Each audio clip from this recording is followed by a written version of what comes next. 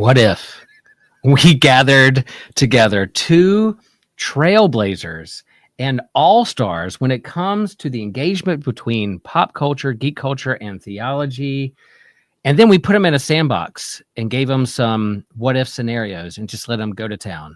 What would happen? Well, that is what's going to happen on this episode of Systematic Geekology. And I can be more excited to hang out with two of my favorite legendary geekologists, Dr. Fuller, Dr. McGrath. How are we feeling this evening? What's happening?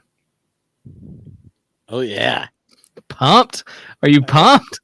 Yeah, I want to put geekologist on my business cards. I mean, that. Yeah. I love that word, and we use it a lot. And if you have something you geek out on, and then you go a little deeper into it, kind of like an archaeologist or a geologist, go beneath the surface just a little bit deeper, and then you start to discover new wonderful things in the geek world, the fandom, the whatever you nerd out or geek out on, then consider yourself a geekologist. Put it on your card, and we love doing that. So Tripp and James, here's what's going on.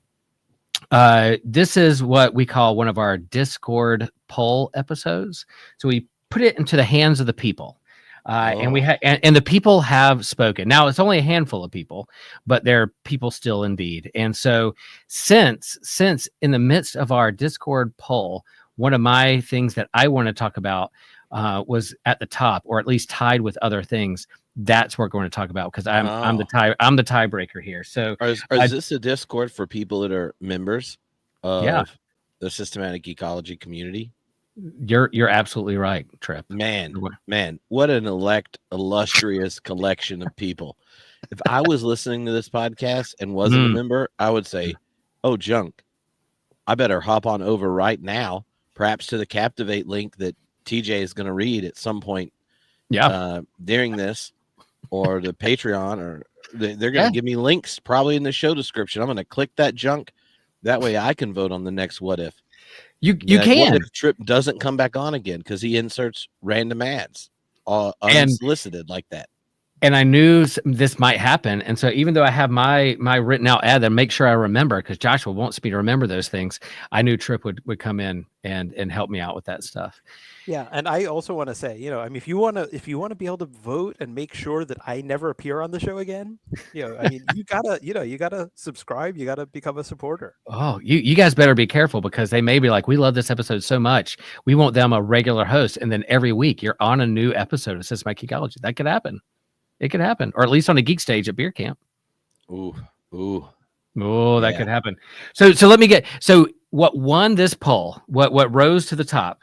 What Will Rose put at the top of the poll is, what if we got all Doctor Who timey-wimey and traveled to an alternate timeline where John the Baptist was never beheaded and witnessed and experienced the crucifixion and resurrection? How would Christendom be different? How would our faith be different? How would the church be different? I mean, Dr. McGrath wrote a book on John the Baptist, and I don't think there's just one.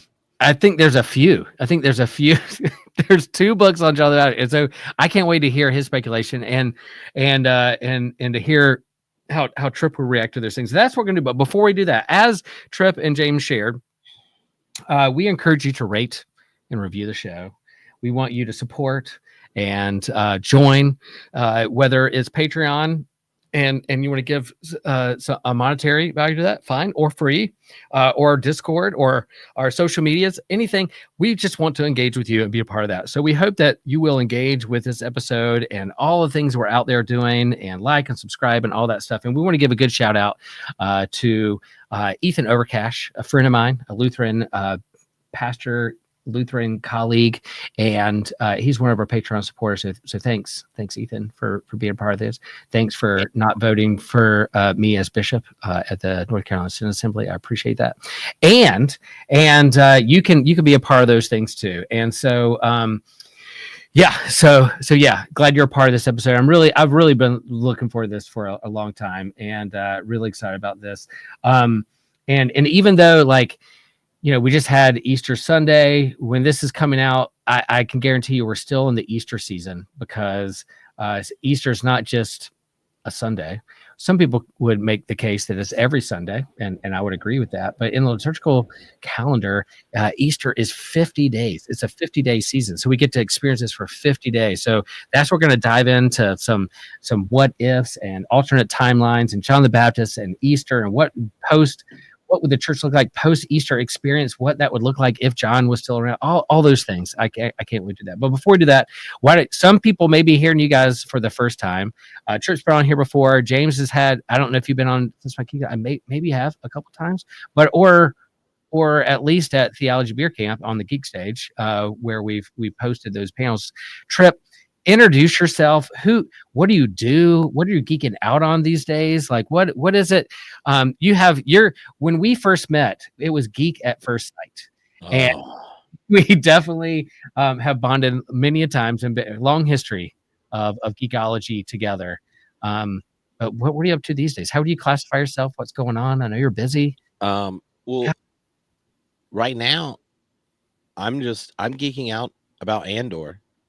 Okay. We've only had one release of 3 episodes, and I'm in the middle of a second time watching it when I'm working out. So I binged it once it came out. Yeah. Now it's like, and my workout today was longer than normal because Andor is so good. That's what I'm talking about.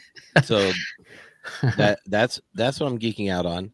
Nice. And I had a big planning meeting for Theology Beer Camp today. Ooh. So let me throw this up there. Y'all should come hang out with us. theologybeer.camp. That's the URL. We're working on a new. We're gonna have a permanent backdrop to the Pop God stage. So we're gonna have characters from all of the previous year's designs and some new ones. So it's like all these different pop culture characters and a giant backdrop, so we can reuse it. And I like it. We're gonna build on it. Yeah, I'm excited about that. And I'm pretty optimistic that we're going to have permission to, what permission is, that we won't lose a lot of money if we were sued, to do an outdoor screening during the bottle share of Life of Brian. Cause it's, and we have some games to interact with it. And, that's a good. You heard it here first, folks. I mean, it might have been shared in other places, but I think we'll find out if Kristen listens when she's like, why? Out of everything why are you telling them your random new ideas? Couldn't you tell them stuff that is actually planned already? But why would I do it? So can we commit to this? If it's like the copyright police are there and it's like can't do the screening, we just do a live reenactment from memory. And quote it all those quotes, all the things. We'll just do it. Yeah, live theater, improv We're theater. just gonna chase Will around as he shakes his holy gourd and he throws his sandal at us. I'm game. Yep, I'm geeking out with Andor as well, and I'm loving the theme, and I love the it was Geek Stage, but like the Pop God stage is where we're like more pop culture. So even if you feel like you can have access to D&D or Lord of the Rings or Star Wars or Star Trek or Doctor Who, because there's deep, long, over 50 years history of this. So we're like, man, I just don't know where to start. But there's something that you're engaged with on pop culture, something you geek out on that I guarantee you has a deep connection to a question that about reality or what it means to be human, or what is God like and what is the world like? What is my place? And all those things wrapped in it. So we hope you can be a part of the pop culture, pop God stage that I know Dr. McGrath, James will be there as well. James, introduce yourself. Where you teach? What are you up to? And then what are you geeking out these days? And then we'll dive into what we're going to talk about. Yeah. So first of all, when we see each other at Theology Beer Camp, you call me James. Call me James. Okay. Just okay. Yeah. So I'm a professor at Butler University. My main field is New Testament early Christianity, but I have long since branched out into other areas. And one of the big ones is the intersection of religion and science fiction. And so, I mean, I'm geeking out about Andor as well, but I'm also on multiple search committees and department chair and stuff like that. So I'm actually, not as caught up as you are. So, right. but I'm excited by what I've seen so far, and looking Mhm. forward to when we actually can talk about that freely. And to be honest, spoilers have never. I mean, obviously, there's a coolness when something happens. It's like, oh wow, I didn't see that coming. But yeah, I've never made a big fuss about spoilers. Yeah. So yeah, if you tell me something, I will still like you. Yeah, I don't know if someone made an official study or what, but there was a claim made that like spoilers sometimes helps you with whatever you're watching or consuming or engaging with, because it takes the anxiety away and you're able to lean into what's actually being presented in front of you. So I sometimes embrace that too. I think you're right, and I think James, you Dude, and Will. yeah. Oh, Yeah. I just thought of something. The other Okay. thing I'm All right. watching is The Last of Us, and I had a parenting win watching the second episode, and Mm-hmm. having know that both of you like when you have shared stories with your kids. Yeah. He played the video game and everything. He had managed not to ruin what happens in episode 2. And I'm sitting there going like, "Oh, this doesn't look good. I mean, what's No. going on?" Mm-hmm. What and I was like, "It's the equivalent of like taking out Grogu, in The Mandalorian." You're like, In the second episode. yeah, you'd have Uh, to wait just a little bit longer. Like he's training with Ahsoka and she drops her lightsaber, and then there's just like a little Grogu shish kebab, and you're like, oh well. "Whoa." We're gonna take this in a different direction. Yeah, I've heard some of the spoilers of those who played the video game, and so I was like, well, maybe they'll do it different in the TV show. Well, no, Yeah, I they was kind of just stuck to impressed script. my kid didn't ruin it. I I was like, know. "Well done." And he's like looking at me. I'm like, "Oh, what's gonna happen?" So He's watching your reaction. I love yeah, that. I love that. Yeah. I'm geeking out on that too. There's a lot of good content out there. TV shows and movies and stuff is coming this summer. There's no shortage of things to geek out on, and can't wait to do that. James, no, like the first time you and I met, you were at TheaCon at Messiah College, I think, with Shayna, and Yeah, you did yeah, a panel there. That's the first time you were in your full Star Trek cosplay, I think, there. And I was like, there he is with Brian Bennett and the whole crew. We bonded there, and then to see you loop back around with Theology Beer Camp made me really yeah. happy when it came to that. Yeah, TheaCon obviously has other connotations. So if you couldn't hear it, that was TheaCon with a theta, right? So not Right, th, right? right, So right, spelled right. differently, and it was not the other kind of TheaCon. This was just theology convention, and it was Yep. such a cool event that Shayna Watson put together. Yeah, And it's one of my favorites. yeah, it would have been great if that had continued. It seems to have petered out. Um, Mhm. if it COVID. hasn't, then somebody tell me, because I've just No. fallen off their mailing list. COVID busy calls. Yeah, Shayna is now at a Episcopal church in yeah, in the DC area, and so yeah, we keep up with contact everything. yeah. So I have to James, ask her lately whether it's like, hey, would your church want to have a whole bunch of geeks show up and cosplay? And DC, we could do right. DC. That'd be So, good. But you wrote a book on theology and science fiction. Um, maybe if you're like stuck in an elevator with somebody and they're like, hey, Dr. McGrath, I heard you wrote a book on theology and sci-fi, but I got to go somewhere real fast. Pitch what your book is about and just that elevator pitch and why you felt compelled to write that book. I think it definitely goes into what we're talking about here, but also Theology Beer Camp and what we do at Systematic Geekology. That it's a great book. I would, if I had like an intern for Systematic Geekology, this would be one of our required readings. What would you pitch when it comes to that? okay. Do I get to know how many floors they're going up before I Um, like, We're gonna do lucky 16 floors. oh, okay, I got 16 floors. I can cover. Yeah, okay, I can do this. So, I wrote the book because I've loved science fiction for as long as I can remember.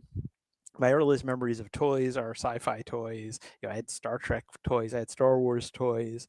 I've all the fandoms. Battlestar Galactica, the original one, and it's just an amazing way to engage with big questions, and that's why I love it, right? And so some of the intersections are think about what science fiction stories do with religion, right? I mean, what does it mean if the Enterprise, they actually meet Apollo and Captain Kirk, and I mean, they're all, they seem like they've outgrown religion, and yet it's like, well, maybe he really is Apollo, right? And it's like, none of my colleagues in classics think that Apollo really exists, but here's, this, So it's just this fun scenario, right? Why is Q a god? Is Apollo a god, right? What makes something or someone a god? The fact that some of the weirder forms of religiosity. There's one I could mention that might get me sued, right? But thinking even about Left Behind, right? I mean, it got classified as science fiction on Amazon, right? And if you force yourself to read it or watch the movie because you can't quite bring yourself to do that, you expect Mulder and Scully to show up, right? Because there's this weird stuff happening, right? Fandom, right? When we make a pilgrimage, right, and speak in our sacred language, right, and wear our sacred garb and recount these stories that give us meaning, right? Fandom as something that's quasi-religious. And so there are all these parallels, intersections, and that's not surprising because religion historically was about what's our place in the universe. And are there other beings up there? And what would happen if they came down here and we had like some, like camp and beer and stuff, right? And so, ultimately these stories are updating those questions and exploring them in new stories. Oftentimes, the same stories with some of the same characters showing up, right, in Star Trek or Stargate, but for a scientific age. And so it's just, I love engaging with it. I love thinking about it, and teaching about it and writing about the intersection actually has led me to do some writing of science fiction myself, which has been just amazing and fulfilling and exciting. Now, you've written some sci fiction for yourself, sci-fi, and I have, yeah.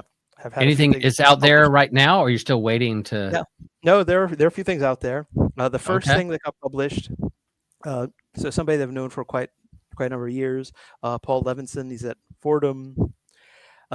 Does he's in communication, does a lot at this intersection, and he was putting together a volume called "Touching the Face of the Cosmos," about the intersection of religion and spaceflight. And so it was going to be a collection of essays and short stories. And I know because I asked him that he came to me expecting an essay, and I was like, "Oh, would you consider a short story?"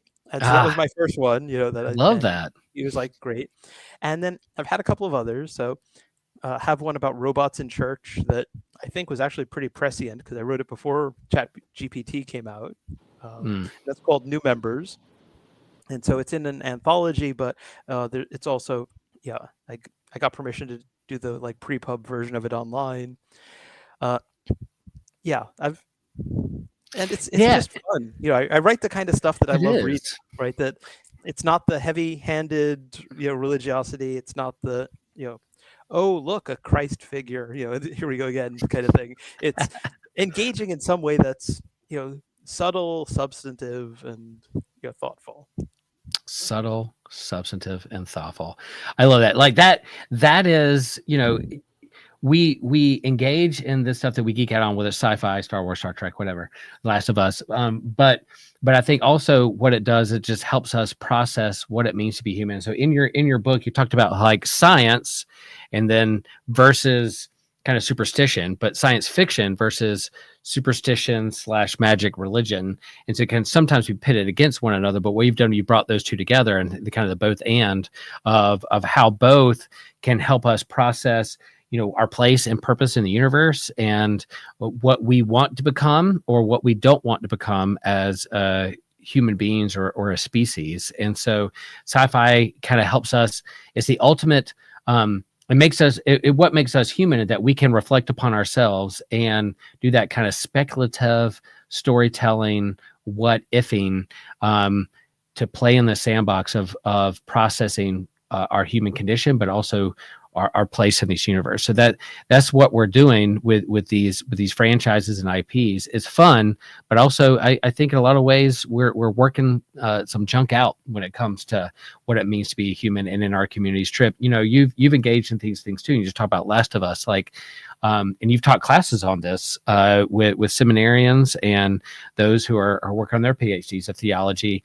What is it about kind of pop culture, geek culture, or some of these franchises, IPs that help people maybe maybe not too as close as like scripture, that they don't feel like they can touch the Bible that way, but they can be a little bit more free when it comes to some of these IPs. What is it that you've learned in kind of teaching these classes and exploring these things as well? Well, I would say the last 2 years when I taught the pop culture and theology class, I used that book, James's book, and had students do short science fiction pieces. So it was a lot of fun. So and I've had a student tell me they used it for a discussion group at church. And so it is short, it's easy to read, it's not like painful academic, and it does what I really think one of the gifts of this podcast and the larger kind of like engaging around religion and philosophy and pop culture is human beings. We like to make a big deal about ourselves being rational, but we're more narrative than we are rational. And when you have narratives to think with, then it allows you to locate your conversation about a topic in a story everyone can experience while they read it, right? So if I tell you about what my contemplative prayer, and I have this experience, and I was like, I was praying, and it was like I was sitting in Jesus' lap by a creek, and we're talking, you're gonna go, what the hell, Tripp? Like, if I haven't sat by that creek in Jesus' lap, that seems weird. Where exactly in his lap are you sitting? Was he talking to you? You know, you might have this, and I'm like, no. But if we talk about something we love, a story we love, then we've all had the experience of watching that film, reading that comic book, reading Lord of the Rings for the 16th time, these kind of things. And it can open up a narrative space to think that isn't treasured with layers of required interpretation like scripture. Now, one of the perks that in James's book, and when we've talked about it on Homebrewed Christianity podcast before, is as theologians or ministers, when you have fun with pop stories and pop culture, they're actually learning how they should read the Bible, because that is what all of church history is, just a giant conversation about trying to interpret these things.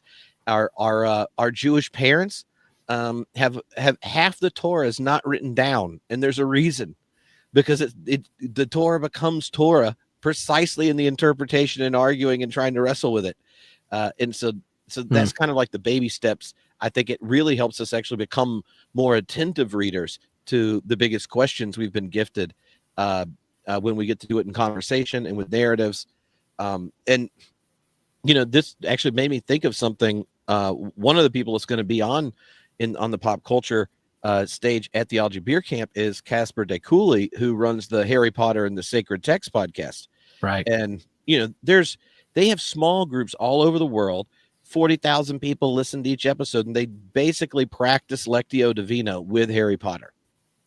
Yeah. Right. And it's kind of it's both like learning how to do these spiritual practices, but with a text that tons of people know, have their quizzes and know how they've been sorted, all that kind of stuff. I've heard there's also ongoing debates about the relationship of the text to the author in it with Harry Potter and among other things. So, it's a great gift. It's a great tool.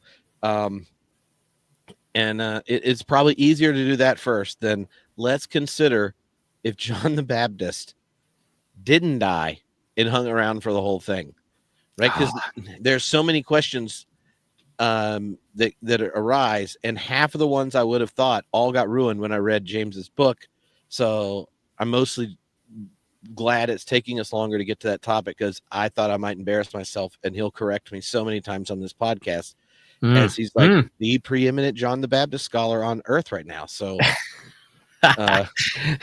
well, and I think giving people permission, the poetic license or the theopoetics or whatever you want to call it, in terms of exploring and getting creative with your imagination when it comes to scripture.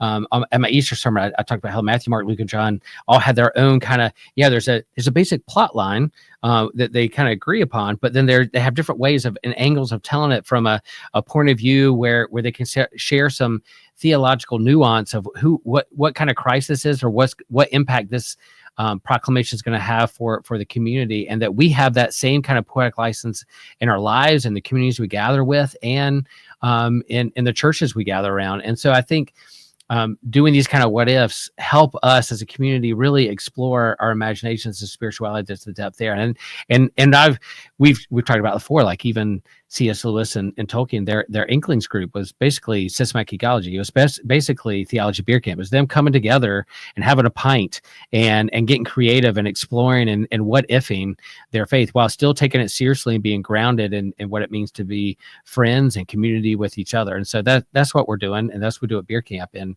that's why questions like this, we throw it out there, and what we want to hear from others. What do you think? What would that mean? So here we go. I got to throw a little. See if you guys can guess what this sound effect is. Oh, did you guys hear horn. that? A horn. That was a seismic charge from Boba Fett's ship. Here we go. Do it again. Ah, there we go. There we go. So let's hop in here. All right. Who wants to go first here? Tripp, do you want to let the John the Baptist scholar do this, or do you want to get yours out of the way and let him correct you? What if the Baptist beheaded and experienced Jesus' crucifixion and resurrection? What alternate timeline would that mean for the church and the disciples, and moving forward with the Jesus story and the life, death, and crucifixion and resurrection of Christ? One random idea. If we do a what if thing at Beer Camp, you should have ready to go the Creed What If karaoke song.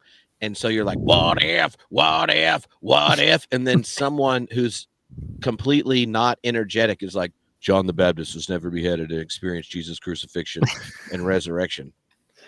And I think that'd be great. I think so too.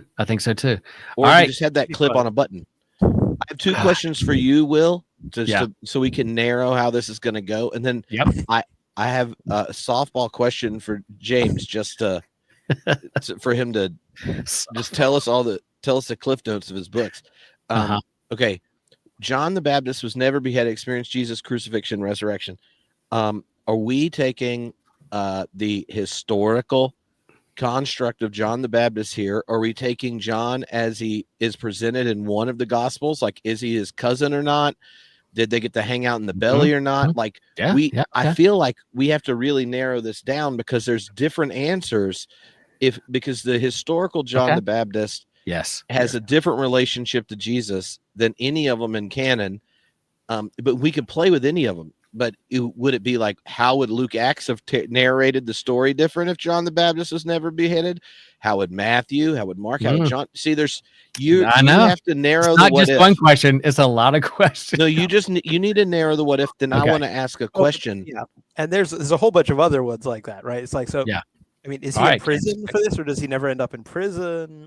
I think we get to decide what happens. Is he there hanging out on he sees the crucifixion? He's there on Easter morning? I mean, it's like we get to run with it, right? So it's because we could each take different routes. I got something in my head, but so do we want to take Luke? Do you want to take a particular gospel? James, what do you want to? Which John the Baptist are you taking here and running with this question? Yeah. So I mean, I love this sort of thing, and so I think your listeners and viewers know this already, but asking what if questions and exploring around the edges of stories is a very biblical, and certainly within the Jewish tradition in particular a thing that's done. But even within Christianity, I mean, if people have not read things like the Infancy Gospel of Thomas, right, with its wild stories about young Jesus, right, the terror and stuff like that, they have no idea what kinds of things people have filled in with their imaginations, right, into the gaps in the story.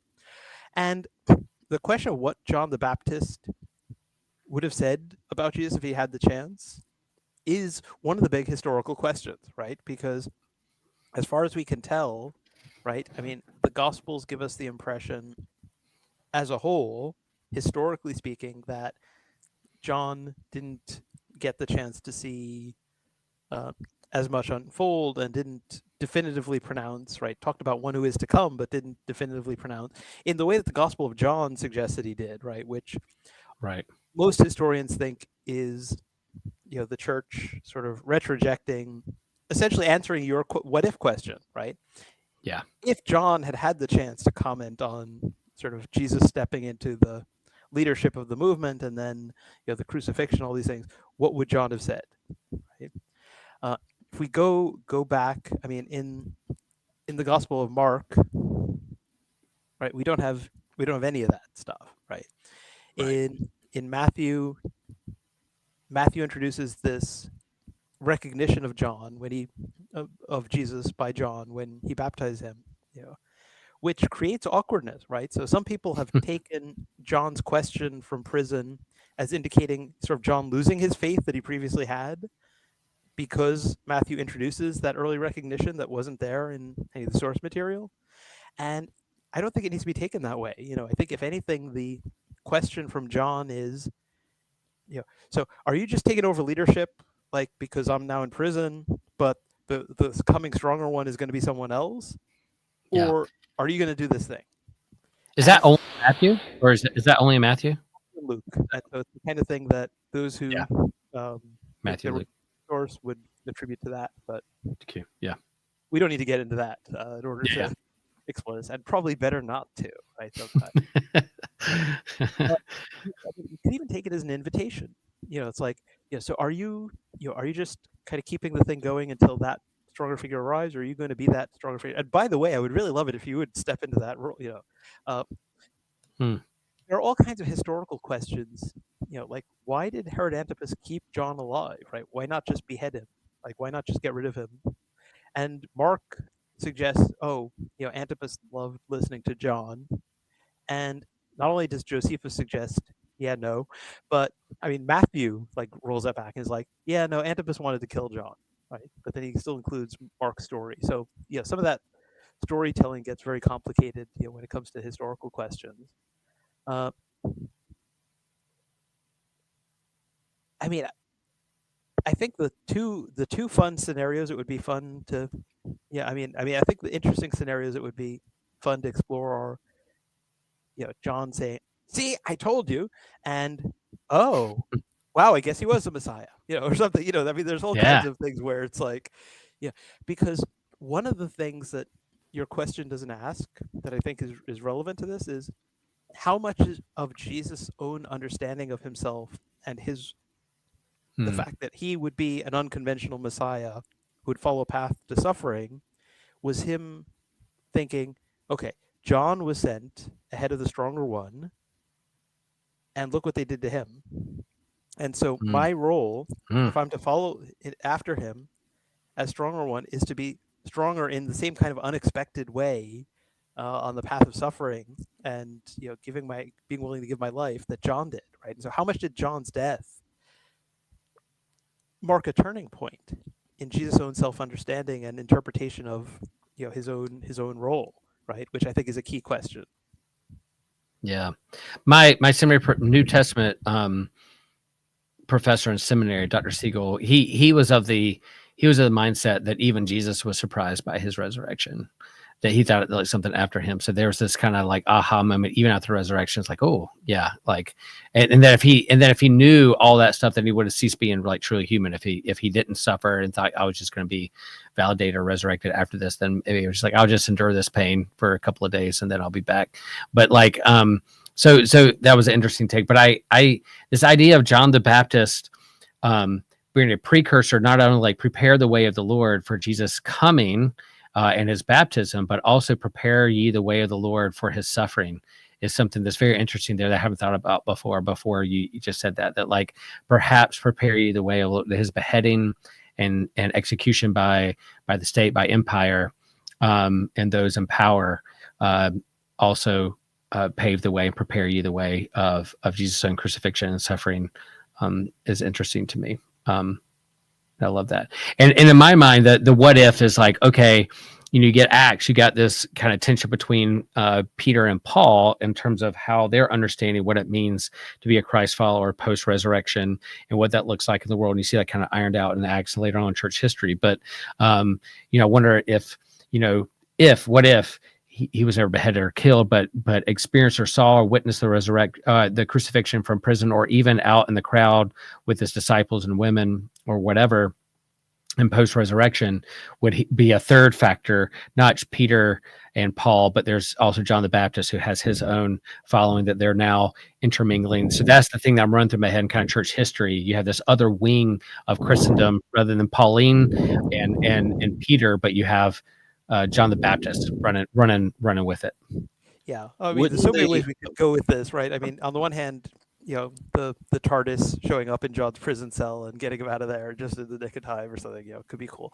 But I mean, think about it. For somebody who wants to do the what if, but also is like, okay, but the Gospels say he was beheaded, right? I mean, presumably, we're told that the disciples of John are given his body, right? And the head, it's later tradition that shows up, and so what if Antipas, wanting to put an end to this, but also hoping to get information about John, keeps John alive, but gives somebody else's body to the disciples, so that people will think, right?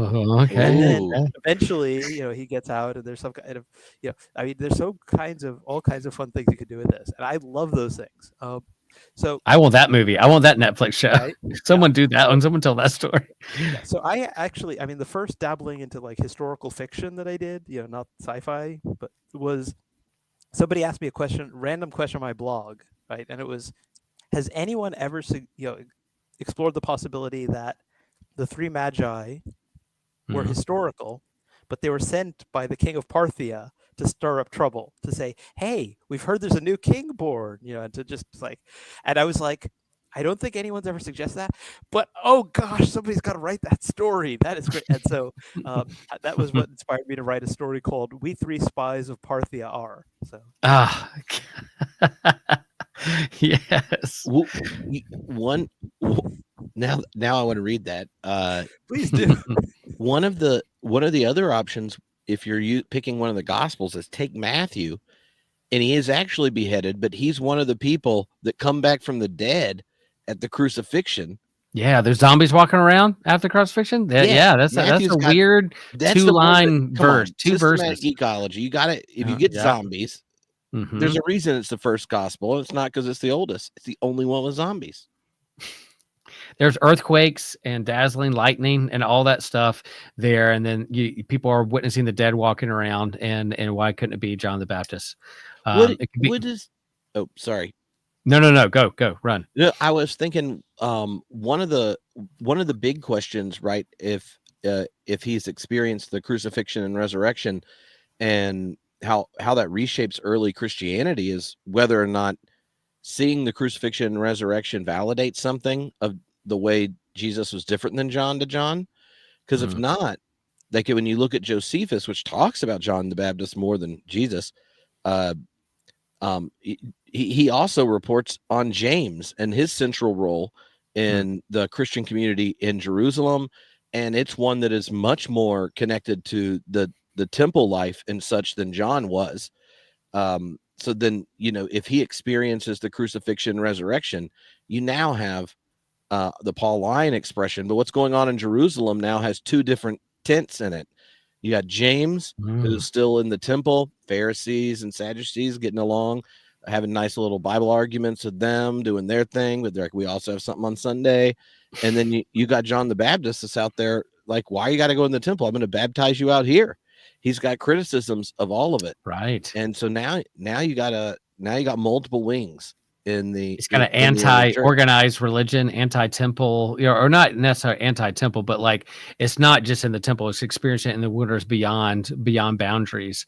So yeah, that'd be interesting aspect. Now of James how is going to tell us we were wrong. Yeah. This is No. about to happen. What I'm thinking is, so after I get around to the Antipas fake John's death story, which I'm like, oh gosh, that just occurred to me as we were talking, and I'm like, oh yeah, no, I want to do that, but yeah, also want like it could be like flash fiction, like really short, but right, because you mentioned like the zombies in Matthew, the resurrected saints, like and even if that doesn't include John the Baptist, right? Because supposedly it's the saints of old, right? It's like, hi, I'm Isaiah. Great. What? No, like I'm, like, what century is this? And it's like, looking around, it's like, can I get a name badge or something? And it's like Captain America, fish out of water. He's like, oh, I was here. Like, what? Look at all this progress that's happened in 300, 400 years. You have roads. Yeah. You have cobble roads. Right, day 413 since my unfortunate resurrection from the dead. No one knows who I am. Everybody else that I knew is dead. There are these weird roads, and my stoneworking skills are badly out of date. I cannot find an employment, and why did God do this to me? Yeah. Isaiah's just like really mad to find out all the additions that happened after he died, like second and third Isaiah. He's just like, this Fourth is not my Isaiah. material. This is not. Who's been editing this? This is Yeah. not right. This I And did not do this. They'd all be like, "You're crazy." It's in and the story Bible. ends with the story ends with he crosses paths with a guy named Jeremiah, and Isaiah's like, who? They're trying to get him to act like one of the. They're like, look, we got Isaiah and Jeremiah. They don't know each other, and he's like, "What's his big deal?" I have way too much fun with stuff like this. Yeah, it's so good. It's so fun to think about. Like, so do you think John? Okay, so within some of those guys, like, there's that tension between John's disciples and Jesus' disciples, but also like Jesus breaking away. Like some of the, in terms of your book and other like New Testament scholarship, Jesus may have been a disciple of John, but then broke away and had a different understanding of like the kingdom of God, not one of like wrath and fire, but one of like the last will be first, the first will be last kind of thing. So, in terms of, would there be a shift in John's understanding of messiahship and like a come to Jesus moment, or would it be like, I'm going to double down on what I understand what Messiah is going to be and do, to, the axe is at the foot of the tree and going to chop it all down. Yeah, I'm less persuaded that Jesus like broke away from John's vision. Okay. So for those who are listening and may not have heard of them, there is a group called the Mandaeans. You've probably heard of Gnostics and Gnosticism. This is the last ancient Gnostic group that survived continuously down to the present day. So, I mean, they're absolutely fascinating. They hold John the Baptist in high esteem. They're not big fans of Jesus. And so it's unusual, I mean, really quite unique configuration of religion. And it's been suggested that they might stem from followers of John who didn't become part of Christianity, right? And their view is that Jesus took John's teaching and distorted it and went off the rails. And I'm not persuaded by that. I think that John and Jesus actually were a lot more similar than either Christians or Mandaeans suggest. I mean, look at the audience, right? We're told that, Jesus says that, the tax collectors and the prostitutes listened and responded to John, right? This is not a fire and brimstone, doom and gloom preacher, right? That's not the audience. So that kind of figure is not going to resonate with this audience, right? This is somebody who's charming, who's engaging, who's warning about wrath, but a lot of that wrath is directed at the leaders and the rich and the wealthy and the upper vipers, echelon, right? Yeah, the brood of vipers. Brood of vipers. Matthew attributes phrases like brood of vipers to Jesus as well, right? And so I think there's a lot more continuity. And so the question is whether John's imprisonment, right, thinking that he's going to usher in the end and this stuff is going to happen, whether John's imprisonment caught both John and Jesus off guard, and maybe led both of them thinking, okay, what's it going to take for God to intervene, right? Ooh. We know the stories of the Maccabees, and we know all these things, that sometimes God responds to his righteous suffering. If we're willing to go this route, and see this through to death, then God will, have to intervene, and then the kingdom will come, right?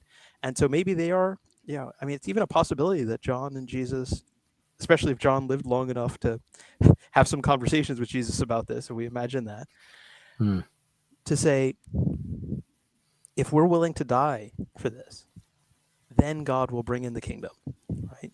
And then the resurrection will happen, right? And I wonder whether, Jesus might have talked about the resurrection happening, right? I mean, oftentimes when you've been brought up steeped in fundamentalism, and so you just assumed everything was historical. I don't know about anyone else, but for a while, your instinct is it's like, I'm not going to believe anything unless I've got really, really, really strong evidence, and it's like you're going to doubt everything. And oftentimes we end up being much more skeptical of the early Christian sources than anyone who studies, whether it's Plato or Aristotle or does any, or reads Josephus or things like that. Sure, there are issues and there are inconsistencies and there are things, puzzling questions and things that might have been gotten wrong.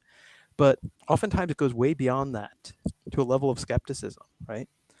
And so historically, there's got to be a reason why the Jesus movement doesn't just vanish when Jesus is crucified. His teaching and his life and his example have to have been such that, however much you think that, because part of Christian theology is of interpretation of his death is said from hindsight, no one's going to be doing that if Jesus is leading an armed revolution and the Romans put it down. Right. Mm-hmm.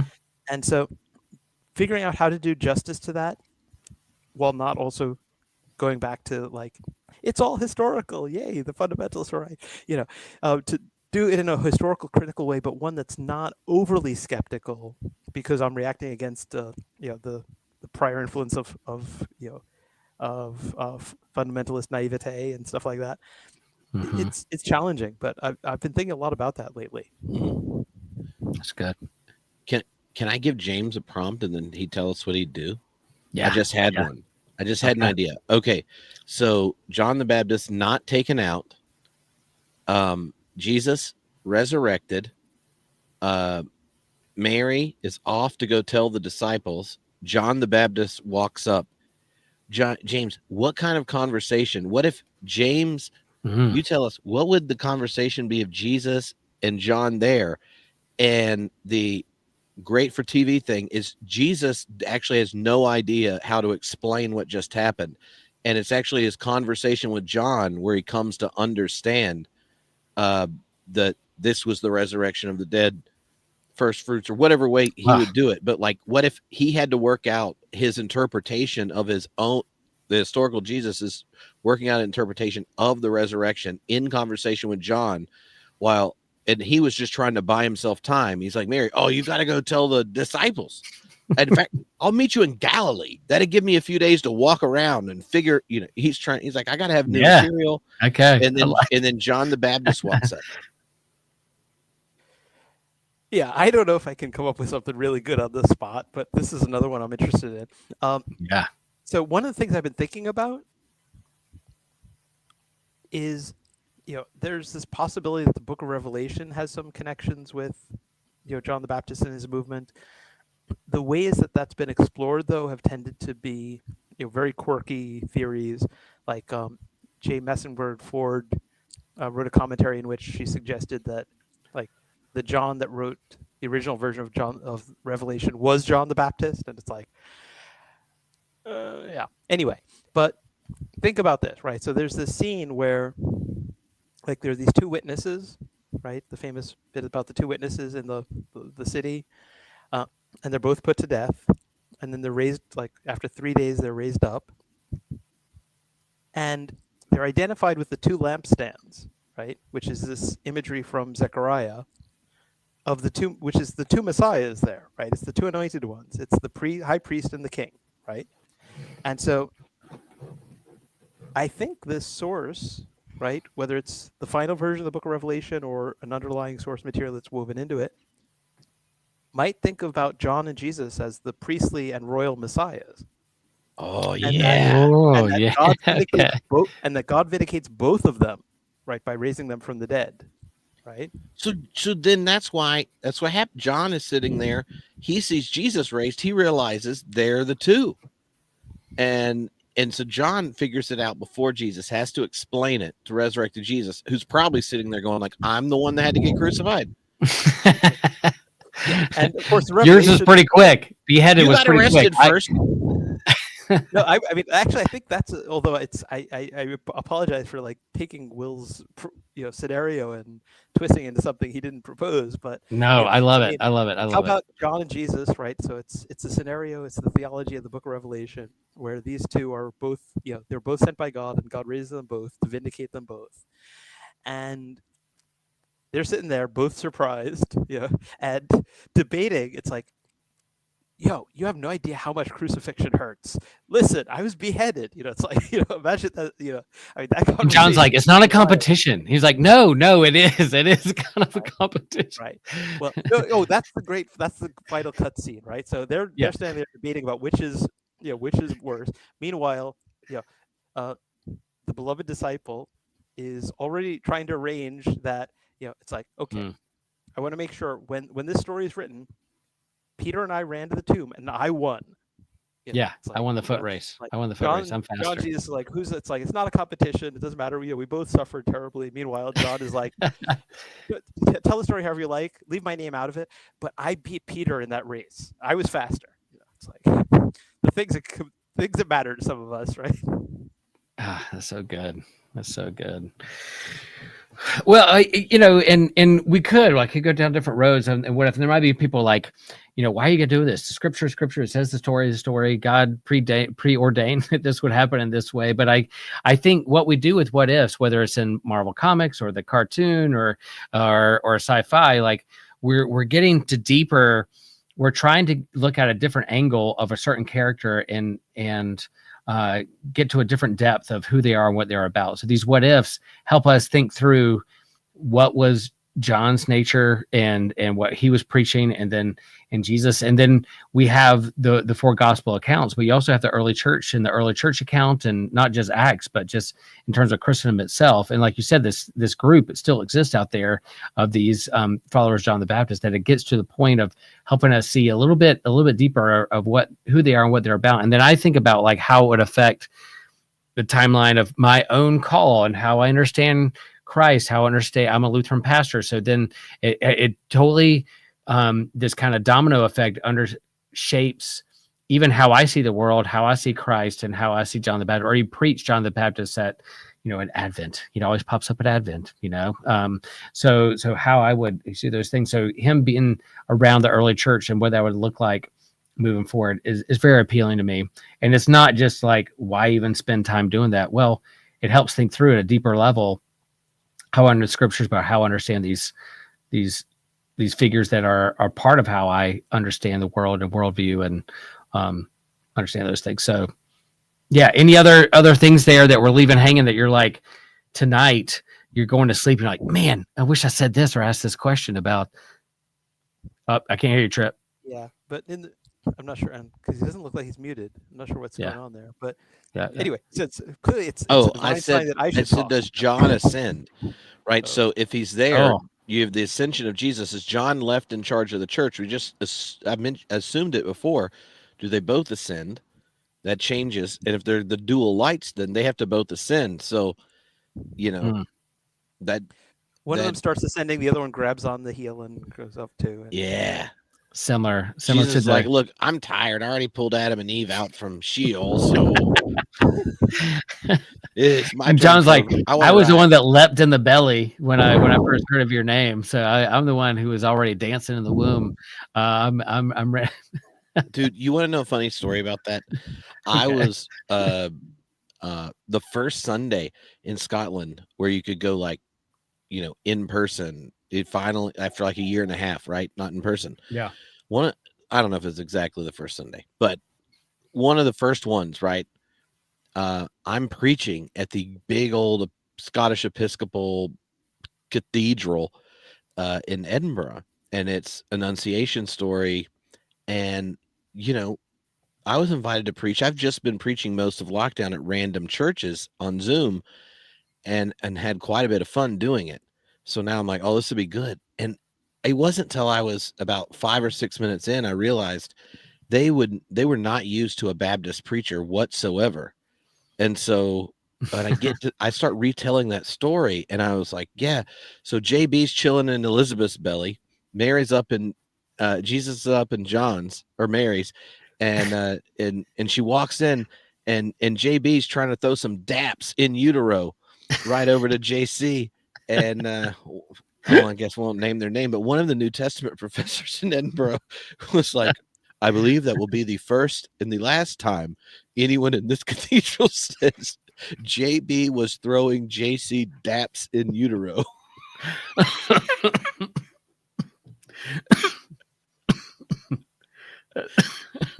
That's fantastic. That's the first time and only time that'll happen. Yeah, I love it. I mean, let's be honest, that does not get said in most places.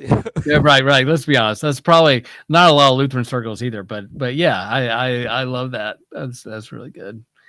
James, other things there, like maybe there's another short story or something out there you're ready to, put in the second edition of one of your John the Baptist books. You're gonna write something to put in there. I mean, I feel like, so people have said that, like a biography of John the Baptist could not be written. And I mean, I wrote one, Yeah. That either proved they were right or proved they were wrong, and we'll leave it up to posterity to decide.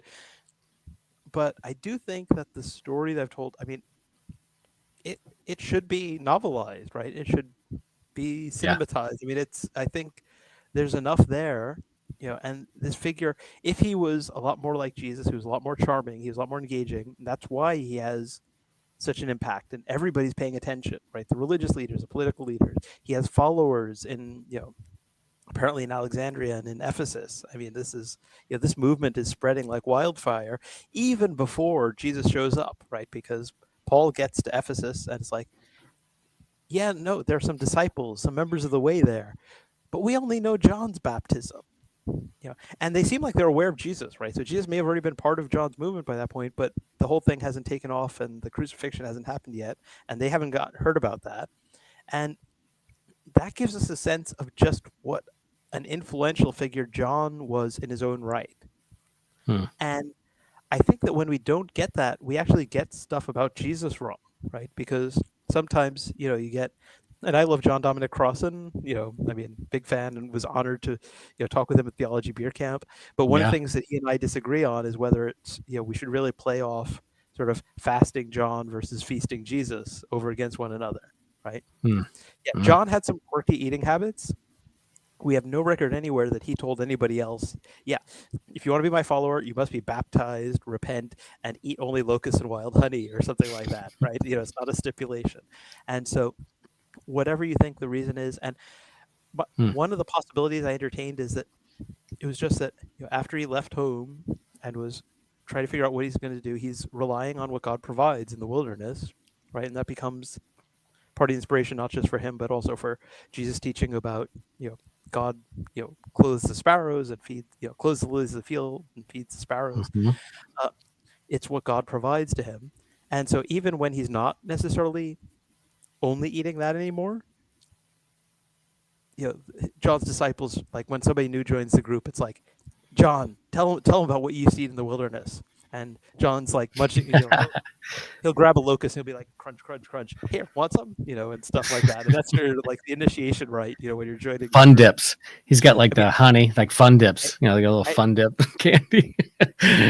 John, in the few words we have attributed to him in the New Testament, he's making puns and wordplay and doing all this kind of imagery. It's just, this guy was a character, right? And he was engaging, and not, I don't know whether I'm the one to tell the story. I may be too closely wedded to some of all the historical research and stuff, but somebody should take this and explore it in more,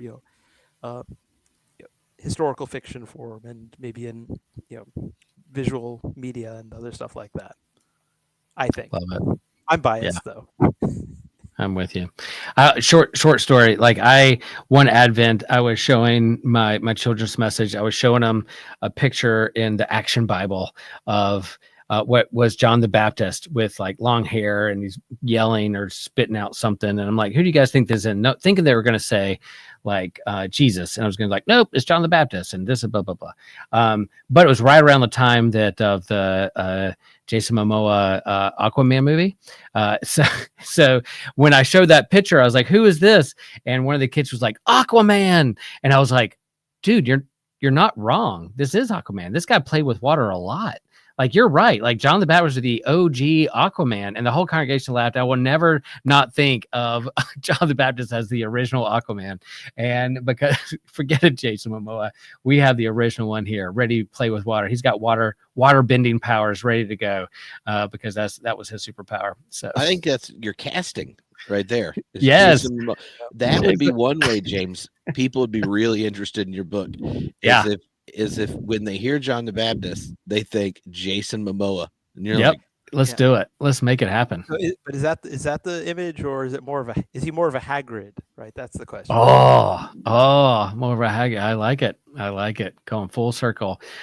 Since we're gonna be at Theology Beer Camp tonight, guys, thank you so much for this. This is it. Like, yeah, it wasn't like super deep sci-fi geeky Marvel comic stuff, but like the what if scenario and thinking about. I could definitely see an episode of Doctor Who of hopping in the TARDIS and going to a time, an alternate timeline within the Jesus storyline where John the Baptist is still alive, sitting there in the crowd where Jesus from the cross is looking at the women, also looks at John the Baptist, and he's looking at his disciples like, he's now your guy. These are your disciples. Like, you guys get together and hang out and hang out. I'll be back soon, or I don't know, whatever you want to say. There from the cross. Here's your mother, or here is your rabbi. I kind of like that idea, and that's kind of stuff we do at Theology Beer Camp as well, at the Pop God stage, Geek stage. James McGrath has been in full Star Trek cosplay, but also did a whole presentation on Doctor Who, and I've seen Tripp cry a number of times on the Geek stage while talking about friendship and Sam and doing a toast. Those are some things you can experience. Tripp, like with this upcoming beer camp, past, present, future, where do you see like this next one? This is what number is this in 2025? This is number. Well, I don't remember how many years we missed in COVID, but right. This will be the 9th year of Theology Beer Camps, but not during COVID. Yeah. So I forgot one thing I want to ask you too, because James, we had the TARDIS was involved in this story. So, do you think Jesus and John are more confused by the concept of time travel? And then you could have you could have Doctor Who invite them, like, I'll take you one place. Where would you want to go? And he's talking about all the things in the future. This is another place we get tempted to go start to, like, are they going to go in the future, or are they going to be like, no, we just saw the resurrection dead. We've seen the future. Like, there's all sorts of things. Do they want to go back in the past, or do they find the whole thing just problematic and not even interested? Because I'm trying to think, if I was raised from the dead and someone still told me I could get in a time machine, I would be interested. Like, I would love it. Why would you not want to do that? And maybe one wants to go the past, one wants to go the future, and they have to like play paper, rock, scissors and take turns. The synoptic gospels would emphasize that Jesus won. It may look weird that he baptized Jesus, but he didn't want to, and most likely told everybody. Like, this is a bit embarrassing, but yeah. So for the Doctor Who fans who are listening, right? So, I mean, there is a cartoon somebody made, and that really brings us back to what sci-fi does, right? So there's this cartoon, and the headline on it was like the resurrection scientifically explained, and then it had the Doctor. It was Tom Baker's as the Doctor showing up in the TARDIS in the tube, and was like, "Hey, you want to come with me?" "Oh yeah, thanks." And so he gets, that's basically it. And love it. What's funny is, I mean, that is what scientifically explained means in sci-fi, right? The crew of the Enterprise, no one wants to say it, right? Because it's like, no, we're these rational people. We're above magic and stuff. We're beyond superstition. And then the crew apparates down to the planet's surface, right? I mean, this is magic, but with technobabble, right? And supposedly explaining it, right? And Doctor Who is close enough to the border that, I mean, it's like, okay, he could be a wizard with a magical box, and it would be the same stories, right? If the aliens were just monsters and not aliens that are also monsters, it's like, And so one of the things I love about sci-fi is that it highlights that we have a desire for magic, right? We want stories of heroism and of gods and of powerful beings and of of confronting them and wrestling with these big questions. And that's true even of secular scientific people, right? They want a way to explore these things within them, and sci-fi often gives that. But for those who are looking closely at the stories, we'll notice that there's also places where you can say, okay, but why is Q not a god? Why is Apollo not a god? Right? What's the what are you excluding? And if he's not a god, it's maybe because you've got this idea of God as like all encompassing and stuff like that. It's like, well, where did you get that idea from? Yeah, I know a group that's got that. I know a Lutheran church pastored by a guy named Will Rose that has that view of God, where you could and you'd fit right in. It's a Star Trek fan, but also with the and denying Apollo his divinity because you think that God should be reserved for this all-encompassing reality, right? The ground of being. And so, yeah, but not Star Trek, Doctor Who has done, there's these two brief throwaway lines in episodes that indicate, and just recently, and sorry if this is a spoiler for anyone, stop your ears if you're not up to date on Doctor Who, but we get where the Doctor is like back in Bethlehem and there's the star and all this stuff. But that was a good episode. Yeah. Fantastic episode. Fantastic. But already in Voyage of the Damned, right? These aliens are trying to figure out, it's like, so what's this Christmas thing all about? And the Doctor's like, well, I should know I was there. It's like, long story, I should know I was there. I got the last room, right? Which is, a fun line. Let's just throw it in there. And I missed it, I think, the first time. Yeah. And then in Planet of the Dead, right, you've got him talking with someone saying, I don't usually do Easter, right, because it keeps moving around, which is just hilarious, right? When all the the things with the dating of Easter, and it's like time traveler. Of course, he's going to keep missing it, right?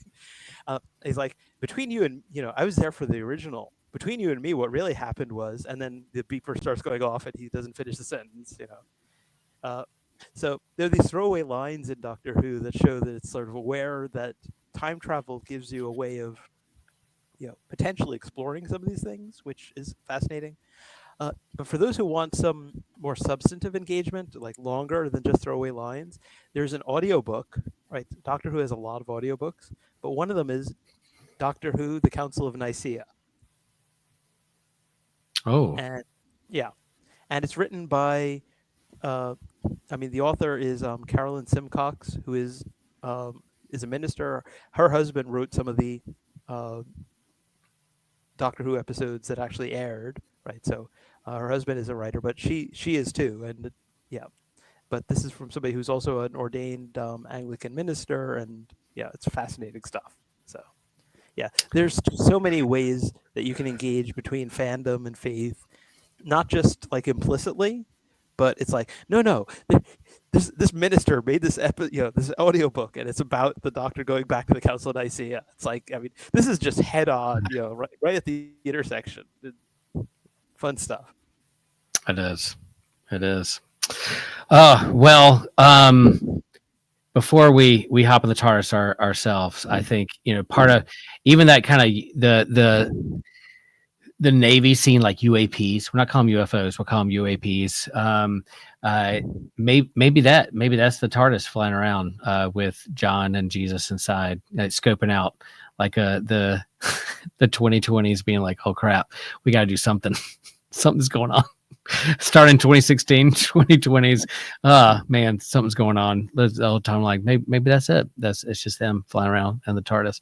Tripp, what do people need to know about Theology Beer Camp? This is some of the stuff that we're going to do. Theology Beer Camp. This is just right. Well, there's also a theology nerd stage. It's very nerdy, and then there's lots of cool keynotes and such. Dom Crossan will be doing one. Philip Clayton's coming back to Theology Beer Camp. Stacy and Floyd are they're both. Stacy's a theological ethicist. Floyd does history and does some pop culture and religion stuff. See who? Oh, I already mentioned Casper, Grace G. Sun Kim, and Adam Clark, Reggie Williams, Jeff Pugh, and there's other ones that will be getting announced. There's gonna be a really cool Bonhoeffer session and stuff. And this year, the online version is going to have not just being being able to live stream all this stuff from the main stage throughout, but there's also going to be a whole number of talks that are from people that are speaking at camp. But when you're not at a discussion thing, what are these kind of like mini talks from all the people? So there'll be an online version of what's going on at the Theology Nerd stage, which I guess it means that all you geek people have to figure something out. But the online thing will have unique content and interaction and stuff for it this time. Yeah, and we'll have these conversations leading up to it, but and really kind of hone in on what we're going to do on the pop god stage and pop culture geek stage. And what I enjoy about Theology Beer Camp, of course, I love the talks. I love meeting the people that I read and hear who Tripp interviews throughout the year. It's TrippCon. It's TrippCon. It's Trump convention. And I love to see everybody who's been on his podcast in the last couple of years there in person and get to give him a high five and say thank you for your work and what you're doing and studying. But I love the side conversations. I love even the stuff that's happening on the geek stage or side stages or conversations. You're having a beer with somebody and having a deep conversation, a new friend that you had just met or haven't seen in a year. And those are things I really value, that built community, not only just online, but also in person. And so I can't recommend enough. It's, I know for me and a lot of my friends and in our circle, Systematic Geekology is big game changers for us and life changers in terms of relationships of who we hang out and love to go deeper with in those relationships. So I hope you can sign up or engage with it in somehow and in some way, and we'll keep doing it. We'll keep doing these kind of things. And what a fun topic here. So thanks, Tripp. Thanks, James, for your time, and thanks for your supporters, those on Discord. Thanks for voting, and thanks for at least for those who voted and made this topic a tie that I could ask this question and keep going forward. So let's hop on the TARDIS here.